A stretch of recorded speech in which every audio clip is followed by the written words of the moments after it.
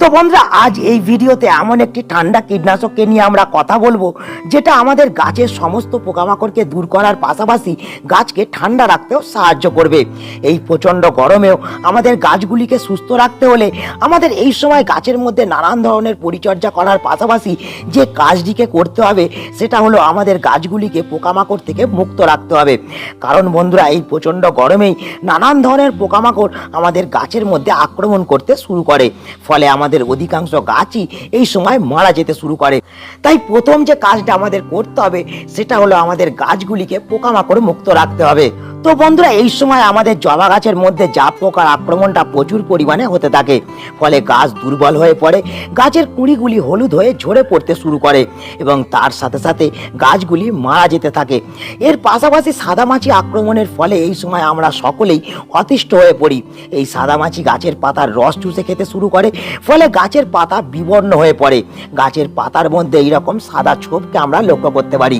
ধীরে ধীরে গাছগুলি দুর্বল হয়ে যাওয়ার ফলে গাছগুলি মারা যেতেও শুরু করে এবং এর সাথে সাথে এই সময় যে সাংঘাতিক পোকাটা আমাদের ছাদ বাগানের সমস্ত গাছের মধ্যে আক্রমণ করতে শুরু করে সেটা হলো ল্যাদা পোকা, যা আমাদের সমস্ত গাছের পাতাকে টুকরো টুকরো করে কাটতে থাকে। ফলে গাছের বৃদ্ধি বিকাশ বন্ধ হয়ে যায়, গাছ দুর্বল হয়ে ক্রমশ গাছগুলি মারা যেতে শুরু করে। তো এই সমস্ত পোকামাকড়কে আমরা ছাদ বাগান থেকে দূর করতে কিন্তু আমরা অনেকেই রাসায়নিক কীটনাশককে ব্যবহার করি। কিন্তু বন্ধুরা, এই প্রচণ্ড গরমে যদি আমরা রাসায়নিক কীটনাশককে ব্যবহার না করে এই ঠান্ডা ঘরোয়া কীটনাশকটিকে আমরা ব্যবহার করতে পারি, তাহলে যেমন আমরা ছাদ বাগান থেকে সমস্ত ধরনের পোকামাকড়কে অতি সহজে বিনামূল্যে দূর করতে পারবো, তেমন এই সময় আমাদের গাছগুলিকে আমরা ঠান্ডা রাখতে পারবো। তো কি এই কীটনাশক, কিভাবে আমাদের এই কীটনাশকটা তৈরি করতে হবে, কিভাবে গাছের মধ্যে প্রয়োগ করতে হবে, আজ এই সব বিষয়গুলিকে জানতে হতে গেলে ভিডিওটা শুরু থেকে শেষ পর্যন্ত তোমাদের দেখতে হবে এবং অবশ্যই ভিডিওটা শুরুতে একটা লাইক করে দিতে হবে। যারা এখনো পর্যন্ত চ্যানেলটা সাবস্ক্রাইব করে রাখোনি, অবশ্যই কিন্তু চ্যানেলটা সাবস্ক্রাইব করে নেবে।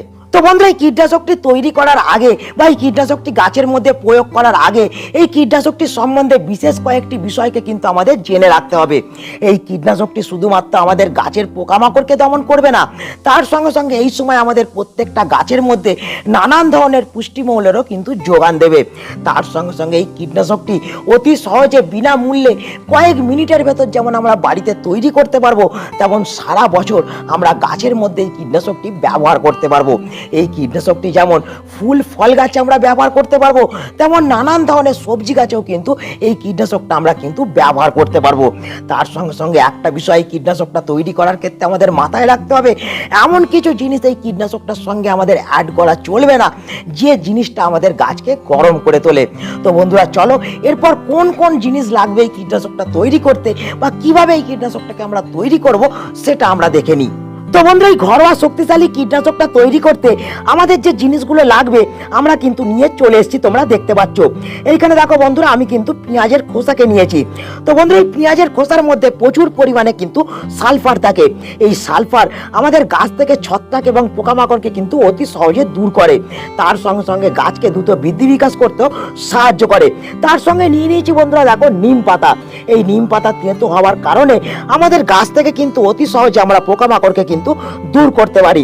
তার সঙ্গে নিয়ে নিয়েছি দেখো বন্ধুরা, আমি একটা গোটা রসুন। তো বন্ধুরা, এই রসুনের মধ্যেও থাকে সালফার এবং রসুনের তীব্র ঝাঁঝের ফলে আমাদের গাছের মধ্যে কিন্তু কোনো ধরনের পোকামাকড় আক্রমণ করতে পারে না। বাগান থেকে কিন্তু পোকামাকড় অনেক দূরে থাকে। তার সঙ্গে নিয়ে নিয়েছি দেখো আমি 3টে কাঁচা লঙ্কা। এই কাঁচা লঙ্কা আমাদের পোকামাকড়ের লার্ভাকে পুরোপুরিভাবে কিন্তু পুড়িয়ে ফেলতে সাহায্য করে। তো বন্ধুরা, এই কয়েকটা উপকরণকে কিন্তু আমাদের নিয়ে নিতে হবে আমাদের এই শক্তিশালী কীটনাশকটা তৈরি করার জন্য। কিন্তু বন্ধুরা, কিভাবে আমরা তৈরি করব এই কীটনাশকটা তৈরি করার জন্য আমাদের যেটা নিতে হবে সেটা হচ্ছে এরকম একটা পাত্র। তো এখানে তোমরা যে কোনো পাত্রকে ব্যবহার করতে পারো, স্টিলেরও করতে পারো কিংবা সিলভারের পাত্রকেও ব্যবহার করতে পারো। এটা যেটা করতে হবে বন্ধুরা, আমাদের এই পেঁয়াজের খোসা এবং তার সঙ্গে সঙ্গে নিম পাতাকে কিন্তু আমাদের একসাথে জলে দিয়ে কিন্তু ফোটাতে হবে 15 মিনিট। এই কীটনাশকটা তৈরি করতে বন্ধুরা আমরা যে উপকরণগুলো নিয়েছি সেই উপকরণগুলো কিন্তু আমি 1 লিটার একটা কীটনাশক তৈরি করার জন্য কিন্তু নিয়েছি। তোমরা এক্ষেত্রে যতটা পরিমাণে কীটনাশক তৈরি করবে সেই হিসাবে তোমরা কিন্তু এই উপকরণগুলো কিন্তু সংগ্রহ করবে। তো বন্ধুরা, চলো আমরা প্রথমে এই যে নিম পাতা এবং পেঁয়াজের খোসাকে জলের মধ্যে ফুটিয়ে নিই, তারপরে আমরা এই রসুনকে এবং কাঁচা লঙ্কাকে কিভাবে আমরা এতে ব্যবহার করব সেটা আমরা দেখে নেব। তো বন্ধুরা তোমরা দেখতে পাচ্ছ এই ঘরোয়া শক্তিশালী কীটনাশকটা তৈরি করার জন্য আমি কিন্তু এই পাত্রটা গ্যাসের উপরে বসিয়ে দিয়েছি এবং পাত্রের মধ্যে কিন্তু আমি 1 লিটার জল নিয়েছি। জলের মধ্যে নিম পাতা এবং পেঁয়াজের খোসাকেও কিন্তু দিয়ে দিয়েছি। এই সব উপকরণগুলোকে কিন্তু আমাদের জলে দিয়ে 15 মিনিট ফোটাতে হবে, যাতে সঠিকভাবে এই নিম পাতা এবং পেঁয়াজের খোসা থেকে নির্যাসটা জলের মধ্যে বেরিয়ে আসে এবং সঠিকভাবে যাতে এর থেকে একটা আমরা শক্তিশালী কীটনাশককে তৈরি করতে পারি। তো বন্ধুরা দেখতে পাচ্ছ আমার জলটা কিন্তু এই সময় ফুটতে আরম্ভ করেছে। এই অবস্থায় কিন্তু আঁচকে কমিয়ে বাড়িয়ে আমাদের 15 মিনিট এই দ্রবণটাকে কিন্তু ফোটাতে হবে। তো বন্ধুরা এই দ্রবণটা 15 মিনিট ফোটানোর পরে কিন্তু দ্রবণটার রংটা একটু কালচে লাল বর্ণের কিন্তু হয়ে যাবে। তবেই কিন্তু তোমরা বুঝতে পারবে এই দ্রবণটা কিন্তু গাছে প্রয়োগ করার জন্য প্রস্তুত হয়ে গেছে। তো দেখো বন্ধুরা আমি কিন্তু দ্রবণটাকে 15 মিনিট ফুটিয়ে নিয়েছি। এবার আমরা গ্যাসটাকে বন্ধ করে দ্রবণটাকে ঠান্ডা করতে দেবো। তো চলো এরপর আমরা কোন কোন কাজ করব এই শক্তিশালী কীটনাশকটা তৈরি করার ক্ষেত্রে সেটা আমরা দেখে নিই। তো বন্ধুরা তোমরা দেখতে পাচ্ছ আমি কিন্তু কীটনাশকটাকে নিয়ে আমার বাগানে চলে এসেছি এবং এই কীটনাশকটা গরম থাকার কারণে আমি কিন্তু ঠান্ডা করতে দিচ্ছি। তো বন্ধুরা এরপর আমাদের যেটা করতে হবে এই রসুন এবং লঙ্কাকে কিন্তু আমাদের একটা হামাল লিস্টের মধ্যে ঠুকে ফেলতে হবে। এক্ষেত্রে তোমরা মিক্সিকে ব্যবহার করতে পারো বন্ধুরা, কিন্তু অনেকের কাছে কিন্তু মিক্সি থাকে না। তো সেই কারণে আমরা যদি শুধুমাত্র ঠুকে নিই তাহলেও কিন্তু আমরা এই কীটনাশকটা সুন্দরভাবে কিন্তু তৈরি করতে পারবো। দেখো আমরা কিন্তু ঠুকে নেবো যাতে এর থেকে নির্যাসটা আমরা সঠিকভাবে এই জলটার মধ্যে বের করতে পারি। তো বন্ধুরা তোমরা দেখতে পাচ্ছ আমি কিন্তু এখানে লঙ্কা এবং রসুনটাকে কিন্তু ঠুকে নিয়েছি। লঙ্কা এবং রসুন ঠোকার ক্ষেত্রে তোমরা একটা জিনিসকে অবশ্যই কিন্তু খেয়াল রাখবে, যাতে চোখে মুখে না এই লঙ্কার দানা বা লঙ্কার ঝাঁঝ যাতে না লাগে। তো বন্ধুরা দেখো এইটাকে আমি কিন্তু এবার এই জলটার মধ্যে কিন্তু দিয়ে দেবো। এই রসুন এবং লঙ্কা ঠোকাটাকে আমি এর মধ্যে কিন্তু সুন্দরভাবে কিন্তু দিয়ে দিচ্ছি। দেখো আমি কিন্তু এর মধ্যে জল দিয়ে ধুয়ে নিয়ে এর মধ্যে কিন্তু দিয়ে দিচ্ছি। তো বন্ধুরা এরপর যেটা করতে হবে আমাদের কিন্তু এই উপকরণগুলোকে একসঙ্গে মিশিয়ে ফেলার পর জলটাকে কিন্তু পুরোপুরিভাবে ঠান্ডা হতে দিতে হবে। তো বন্ধুরা চলো আগে এই কীটনাশকটাকে আমরা ঠান্ডা করে ফেলি। ঠান্ডা করে ফেলার পর আমরা এই কীটনাশকটা গাছের মধ্যে কিভাবে প্রয়োগ করব, কতটা পরিমাণে প্রয়োগ করব সেটা আমরা দেখে নেব। তো বন্ধুরা আমরা ফিরে চলে এলাম 4 ঘন্টা পর। তোমরা দেখতে পাচ্ছ এই তরল কীটনাশকটা কিন্তু ঠান্ডা হয়ে গেছে এবং এই ঘরোয়া শক্তিশালী কীটনাশকটা গাছে প্রয়োগ করার জন্য কিন্তু প্রস্তুত হয়ে গেছে। কিন্তু বন্ধুরা এই কীটনাশকটাকে এবার আমাদের যেটা করতে হবে সেটা হচ্ছে অন্য একটা পাত্রের মধ্যে আমাদের কিন্তু ছেঁকে ফেলতে হবে। তোমরা দেখতে পাচ্ছ আমি কিন্তু এখানে একটা পাত্র নিয়ে নিয়েছি এবং এই পাত্রের মধ্যে আমি কিন্তু একটা ছাঁকনি এবং একটা সুতির কাপড়কে কিন্তু ব্যবহার করেছি। কারণ বন্ধুরা এই কীটনাশকটা আমাদের কিন্তু ভালো করে ছাঁকতে হবে, না হলে এই কীটনাশকটার মধ্যে যে উপকরণগুলো আছে সেগুলো কিন্তু স্পেয়ারের মধ্যে আটকে আমাদের কিন্তু স্পেয়ারটা খারাপ করে দিতে পারে। তো দেখো আমরা কিন্তু সুন্দরভাবে এই কীটনাশকটাকে ছেঁকে ফেললাম। তো বন্ধুরা তোমরা দেখতে পাচ্ছ আমি কিন্তু এই ঘরোয়া শক্তিশালী কীটনাশকটাকে তৈরি করে ফেলেছি এবং গাছের মধ্যে প্রয়োগ করার জন্য আমি কিন্তু প্রস্তুত হয়ে গেছি। কিন্তু বন্ধুরা এই কীটনাশকটা গাছের মধ্যে প্রয়োগ করার আগে কিছু নিয়ম এবং সতর্কতাকে কিন্তু আমাদের মানতে হবে। তবেই কিন্তু এই কীটনাশকটা গাছে প্রয়োগ করা মাত্রই আমরা গাছ থেকে সমস্ত ধরনের পোকামাকড়কে দূর করতে পারবো। তো প্রথম যে বিষয়টা আমরা জানবো বন্ধুরা যে কীটনাশকটাকে প্রয়োগ করে কোন কোন পোকামাকড়কে আমরা ছাদ বাগান থেকে এই সময় দূর করতে পারবো। তো এই সময় আমাদের ছাদ বাগানে যে জাপ পোকা, মিলিবাগ, অ্যাপিডস, মাইটস, থিপস, নানান ধরনের পোকামাকড়ের আক্রমণ হচ্ছে সেই সমস্ত ধরনের পোকামাকড়কে কিন্তু এই সময় আমরা দূর করতে পারবো। তার সঙ্গে সঙ্গে লেদা পোকাকেও চিরতরে বিদায় দিতে পারবো আমাদের ছাদ বাগান থেকে। শুধুমাত্র তাই নয়, পোকামাকড়ের লার্ভা এবং ডিমকেও কিন্তু আমরা চিরতরে ধ্বংস করতে পারবো এবং তার সঙ্গে সঙ্গে আমরা ছাদ বাগান থেকে ছত্রাককেও কিন্তু দূর করতে পারবো। গাছের মধ্যে আমরা নানান ধরনের পুষ্টিমূলকও এই কীটনাশক দ্বারা কিন্তু যোগান দিতে পারবো। এই কীটনাশকটা একটা যুগান্তকারী কীটনাশক বন্ধুরা। যারা এই সময় ছাদ বাগান থেকে নানান ধরনের পোকামাকড় ছত্রাককে দূর করতে চাও তারা কিন্তু অতি সহজে মাত্র কয়েক মিনিটের ভেতরে এই কীটনাশকটাকে তৈরি করে গাছের মধ্যে তোমরা প্রয়োগ করতে পারো। এরপর বন্ধুরা যে বিষয়টা আমাদের জানতে হবে যে এই কীটনাশকটা আমরা কতদিন অন্তর অন্তর প্রয়োগ করব। তো বন্ধুরা এই কীটনাশকটাকে আমাদের প্রয়োগ করতে হবে প্রত্যেক 15 দিন অন্তর অন্তর। যেভাবে আমরা রাসায়নিক কীটনাশককে গাছের মধ্যে প্রয়োগ করি সেইভাবেই কিন্তু আমাদের কীটনাশকটাকে প্রয়োগ করতে হবে এবং আমাদের এই কীটনাশকটাকে প্রয়োগ করতে হবে বন্ধুরা বিকাল বেলায় সূর্য ডুবে যাওয়ার পর আমরা কিন্তু এই কীটনাশকটাকে তৈরি করে গাছের মধ্যে প্রয়োগ করব। তবেই কিন্তু সমস্ত ধরনের পোকামাকড় আমরা গাছ থেকে সঠিকভাবে দূর করতে পারবো।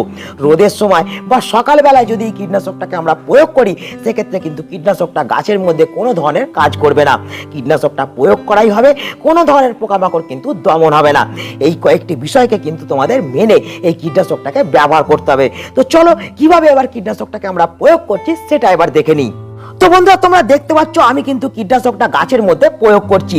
এই সময় আমাদের যেটা করতে হবে, আমাদের প্রত্যেকটা গাছের প্রত্যেকটা পাতাতে কিন্তু এই কীটনাশকটাকে স্প্রে করতে হবে। তবেই কিন্তু আমরা সঠিকভাবে সমস্ত ধরনের পোকামাকড়কে কিন্তু আমাদের ছাদ বাগান থেকে এই সময় দূর করতে পারবো। শুধুমাত্র বন্ধুরা পাতার ওপরে নয়, এই সময় আমাদের যেটা করতে হবে, আমাদের টবকে এরকম শুইয়ে দিয়ে গাছের পাতার নিচেতেও কিন্তু সঠিকভাবে কীটনাশকটাকে স্প্রে করতে হবে। তবেই কিন্তু আমাদের গাছ থেকে আমরা সমস্ত ধরনের পোকামাকড়ের লার্ভা এবং ডিমকেও কিন্তু ধ্বংস করতে পারবো। শুধুমাত্র বন্ধুরা পোকামাকড় দমন নয়, এই কীটনাশকটাকে প্রয়োগ করে আমরা কিন্তু এই সময় গাছের মধ্যে বিশেষ কয়েকটি পুষ্টিমূল্যেরও যোগান দিতে পারবো এবং সমস্ত ধরনের ফাঙ্গাসকেও কিন্তু গাছ থেকে আমরা দূর করতে পারবো। তো বন্ধুরা শুধুমাত্র আমরা এই কীটনাশকটাকে গ্রীষ্মকাল নয়, আমরা সারা বছর কিন্তু এই কীটনাশকটাকে আমাদের ছাদ বাগানের প্রত্যেকটা গাছের মধ্যে প্রয়োগ করতে পারি। শীত, গ্রীষ্ম, বর্ষা, আমরা যদি সারা বছর এই কীটনাশকটাকে গাছের মধ্যে প্রয়োগ করি, তাহলে আমাদের ছাদ বাগানে আর কোনো রাসায়নিক কীটনাশকের প্রয়োজন হবে না। শুধুমাত্র এই কীটনাশকটাকে প্রয়োগ করেই আমরা সারা বছর আমাদের ছাদ বাগানকে রোগমুক্ত এবং ফাঙ্গাস মুক্ত রাখতে পারবো।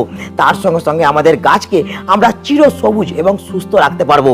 তো বন্ধু, এই কীটনাশকটা প্রয়োগ করার ক্ষেত্রে এই সময় আমাদের একটা সাবধানতা কিন্তু অবশ্যই অবলম্বন করতে হবে। সেটা হলো এই কীটনাশকটা প্রয়োগ করার আগে অবশ্যই আমাদের মুখে চোখে একটা কাপড় বেঁধে নিতে হবে, যাতে এই কীটনাশকটা উড়ে এসে আমাদের মুখে চোখে না পড়তে পারে। কারণ বন্ধুরা, এই কীটনাশকটার মধ্যে আমরা কিন্তু লঙ্কা মিশিয়েছি এবং লঙ্কার জল যদি আমাদের চোখে বা মুখে এসে পড়ে, সেক্ষেত্রে কিন্তু একটু সমস্যা হতে পারে, আমাদের চোখ মুখ একটু জ্বালা করতে পারে। সেক্ষেত্রে কিন্তু গাছের মধ্যে কীটনাশকটা প্রয়োগ করার আগে আমাদের অবশ্যই চোখে মুখে কাপড় বাঁধতে হবে। এই সাবধানতা ছাড়া আর কোনো ধরনের সাবধানতা কিন্তু নেই এই কীটনাশকটা আমাদের ছাদ বাগানের মধ্যে প্রয়োগ করার ক্ষেত্রে। তো বন্ধুরা, এই তপ্ত গ্রীষ্মের মধ্যে এই কীটনাশকটাকে যদি আমরা প্রত্যেক 15 দিন অন্তর অন্তর গাছের মধ্যে প্রয়োগ করতে পারি, তাহলে এই সময় আমাদের সমস্ত গাছের সমস্ত ধরনের পোকামাকড়কে এবং ছত্রাককে কিন্তু আমরা দূর করতে পারবো। তার সঙ্গে সঙ্গে এই কীটনাশকটা প্রয়োগ করে আমাদের গাছকে কিন্তু আমরা ঠান্ডাও রাখতে পারবো। তো বন্ধুরা, আজকে এই ছোট্ট ভিডিওটা এখানেই আমি শেষ করছি। আশা করি এই ভিডিওটা তোমাদের সকলের কাজে লেগেছে। যদি ভিডিওটা ভালো লাগে তাহলে অবশ্যই ভিডিওটাকে একটা লাইক করে দেবে, তোমাদের বন্ধুদের কাছে শেয়ার করে দেবে। যারা নতুন বন্ধু, চ্যানেলে প্রথম অবশ্যই কিন্তু কার্তিক হর্টিকালচারকে সাবস্ক্রাইব করে রাখবে। তো বন্ধুরা, দেখা হচ্ছে আবার একটা নতুন ভিডিওতে। সকলে ভালো থেকো, নমস্কার।